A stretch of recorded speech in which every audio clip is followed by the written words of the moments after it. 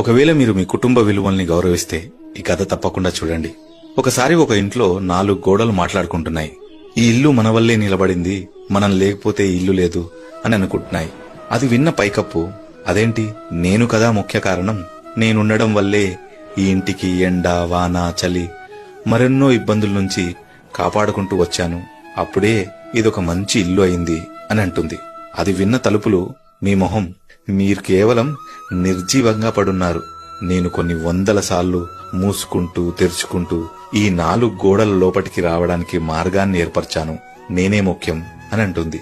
ఇలా పైకప్పు, గోడలు, తలుపులు గొడవ పెట్టుకుంటుంటే భూమి కింది నుంచి ఆగండి, గొడవ పెట్టుకోకండి, నేను కూడా మీలాగే, నేను లేకుంటే గోడలు లేవు, పైకప్పు లేదు, తలుపులు లేవు, అసలు ఇల్లే ఉండదు అని చెప్పగలను. కానీ ఆ చెప్పడం వల్ల ఏం నిరూపించుకుంటాం? మనం ఒకరు లేకుండా ఇంకొకరు లేము. అందరం కలిస్తేనే ఒక మంచి కుటుంబంగా పిలువబడతాము. సరిగ్గా ఇలాగే మన కుటుంబంలో కూడా ఒకరు పైకప్పై కాపాడితే మరికొందరు గోడల్లా దృఢంగా నిలబడి, ఇంకొకరు తలుపుల్లా మార్గాన్ని ఏర్పరిచి, భూమిలా అందర్నీ ఒడిసిపట్టి ఉండే వ్యక్తి చుట్టూ నిలబడి ఒక గొప్ప కుటుంబంగా మారతాము.